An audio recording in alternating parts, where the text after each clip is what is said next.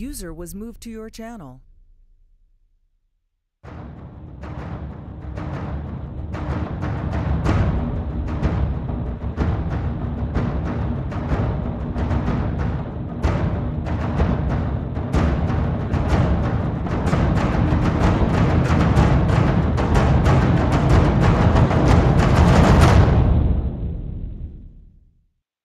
Since the dawn of man, the gods have seen fit to call men to battle, a test or perhaps the meaning of life. No matter what vicissitudes bring one man to face another, nor what theater of war he is chosen for, he is driven by instinct. Inside each warrior is a thirst for blood, a hunger for power, and a need to dominate his opponent no matter where they be. Life is lived in this theater. Everything before and after is reduced to foreign memory or anticipation of the next User joined chapter your of channel. war. There is much speculation as to what resides in the hearts of men. I cannot speak to that, but I can speak to the heart of a warrior, for I myself am one. I am a warrior, as were generations of my ancestors. My blood is that of kings, chiefs of war, Caesars, pirates, and gladiators. Every essence of my being, every part of my soul, lives for battle. I am the wolf at your door. I am the nightmare. I am the chosen. My reflexes are sharp. My senses are keen. My mind is quick. I have been tested, I have been judged, and I have been deemed worthy of title. I hold place among many who are User like joined your me. channel. It is under our banner that we wage today's wars. Together we have fought battles which were unimaginable a generation ago. We have waged war in areas of our universe previously untouched. Some call it fiction. Warriors such as I know it is evolution. It is the work of God. It is the next incarnation of the field of battle. Once again, the drums pound. I am quickened. I feel as though I have been asleep and am waking once again to the cries of battle. My instinct is taking over. Time is skewed. Seconds seem as minutes should. In a few short days, I will be ready to face a new foe. I will be at the front of the battle, with my brothers and my sisters by my side. We have purpose. Our power is User joined your proven. channel. We take no prisoners, adhere to no man-made conventions. We do not have mercy or sympathy. We are food. We are the dogs of war.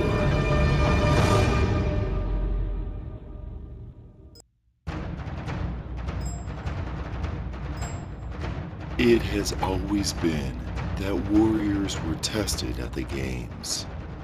History teaches us that games have been integral in honing combat skills, advancing the development of military tactics, and pushing both mind and body past the known limits. It is no different for us. Each time we change the theater of battle, we make a leap into the next test, and in each case, we are judged and scored. Not all of us make it.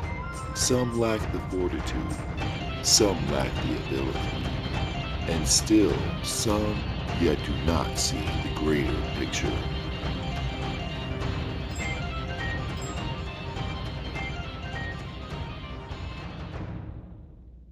We'd just like to pass on a couple of things we've been working on the way going into this Your one. channel was edited.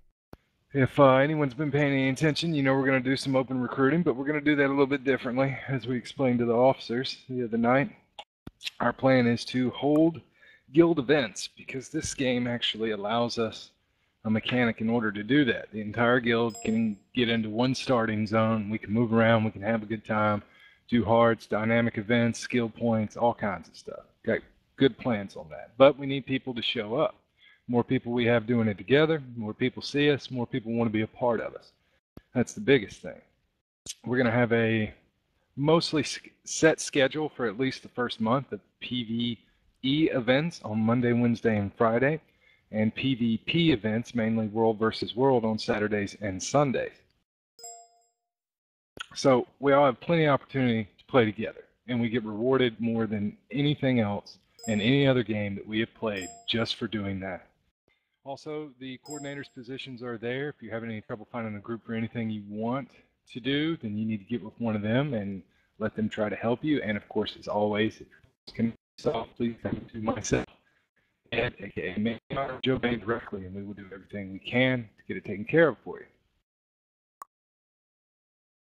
Also of note, we decided to switch servers.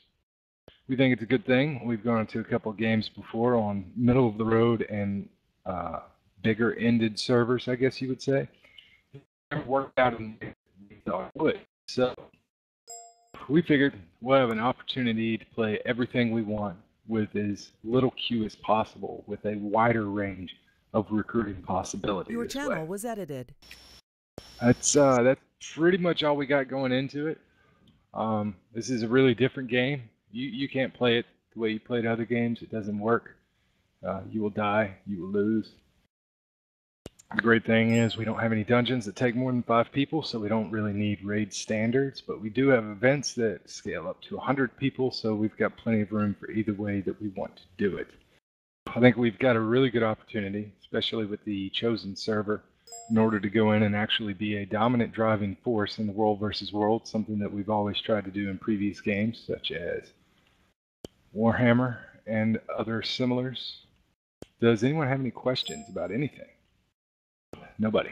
No questions. Anything you want to add, Ed? All right. So what do you mean I can't play it like other games? What does that mean? Why can't I play it like other games? I can't use my mouse? What do you mean? Yeah, you can, but if you try to stand there and tank mobs and heal through mobs and, you know, the things that we're used to in other games, you're going to die. You can never stop moving. If you stop moving, you will die much faster. Oh, that's good. And like I said, we get rewarded the more we play together. The more we're in a group with each other, the more we're doing stuff together, the more influence we get. And the influence will lead us to all the great little neat things that they added in for guilds to do, because it's a guild currency, which I don't think we've seen in many games. It usually takes currency out of everyone's pocket instead. We still have that option here, but we don't have to use it if we all play together, which is amazing. Can I just pay money and just be like, here's $10, I win? Well, you can, but it'd be a lot better and a lot more fun if you came out and played with everybody. That's when we have the best time with everybody. And like I said, with the side kicking down that they have for the PvE, it doesn't matter if you're max level. You can still come participate with the rest of the guild and still receive rewards for your level. One quick example, in World versus World, if you're capturing a keep, the predominant guild members that are there to make that capture will be offered the chance to claim that keep for their own. Yes, and through the influence system, we are allowed many, many different rewards from that, including... Oh, you say you can get your own keep? Wait a minute, yes. Now let's talk about our keep. We can claim one, and if we decide that we like one in a particular location, then every time it rotates, we can go straight there and take it and keep it for 2 weeks if we want. What do we do when we have it? What does it do for us? Like what kind of stuff? Like XP or something? It'll give you XP bonus, numbers, influence gain bonus, karma gain bonus, influence to base stats. Numbers. By plus 40 buffs, which are amazing. You can get buffs for movement speed for anyone helping defend the keep. They really give you a lot of pluses on the numbers for owning one and spending your influence there.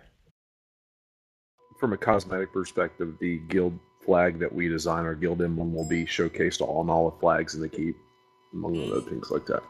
The crazy octopus. Oh, that's nice. Can you import your own image file? There'd be a lot of penises if you could. And rightfully so. Our flag should be boobies. Here's a link of me standing in front of a Foo Keep in the beta. Tower, technically. Tower, yes. Oh, yeah. Towers are also keep-like. They have walls, they have doors, all destructible. The siege weapon system is amazing in this game. It's not like Warhammer for anyone who played it. If you remember, there were pads everywhere. You walk up to a keep, and you got all these big discs, and you go buy a schematic and you drop it down, and it's there instantly. Well, it doesn't work that way here. You can pretty much put it anywhere that the footprint will fit.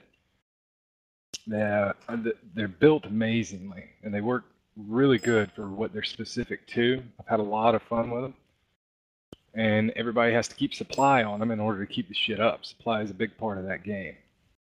You can see in that pic that Mathan only managed a bronze reward. That's correct.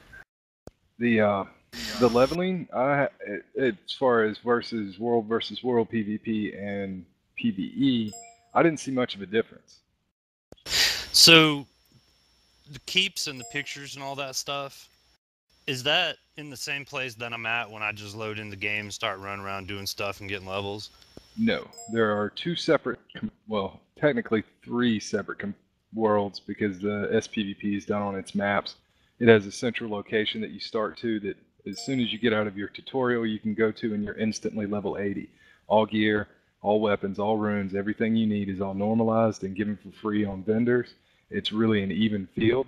The PvE world is just PvE. No dueling, no nothing. Just having a good time doing your PvE.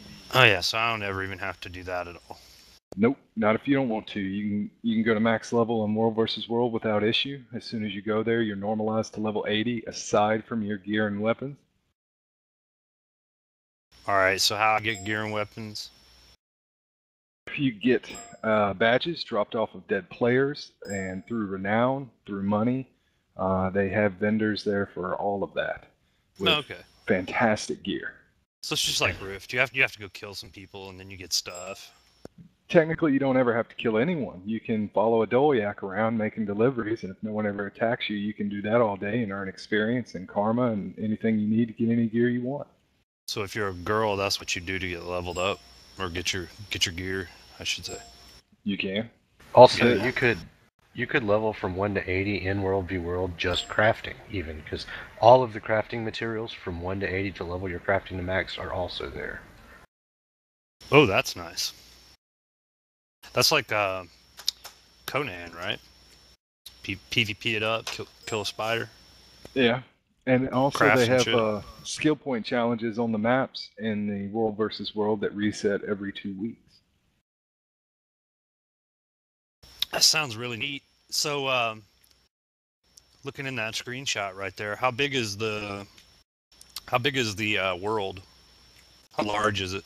It is 4 separate maps, 3 borderlands that are pretty much exact copies of each other, and then the Eternal Battlegrounds in the middle. And they are quite large. There's a video of a guy walking around Eternal Battlegrounds for about 50 minutes, and he does a complete loop and walks around the inner castle. Oh, cool. They're not small. And if you don't have a waypoint to keep to get close, it'll take you 2-3 minutes to run to the middle of the map to get to something that you're working on if you die. It's not small by any means. Look at that post I linked for a sense of the size of the World v World area. I'd say it's close to as big as Outlands and WoW. That's right. I remember this post now. Well, that's awesome. It's fancy. So, what? Is it Saturday, 2 a.m., something like that? 4 a.m.? Between 11 and 2. They haven't given us an exact time. Wait a minute. It'll be a staggering launch from Friday night 11. or Saturday night? Friday night. Yeah.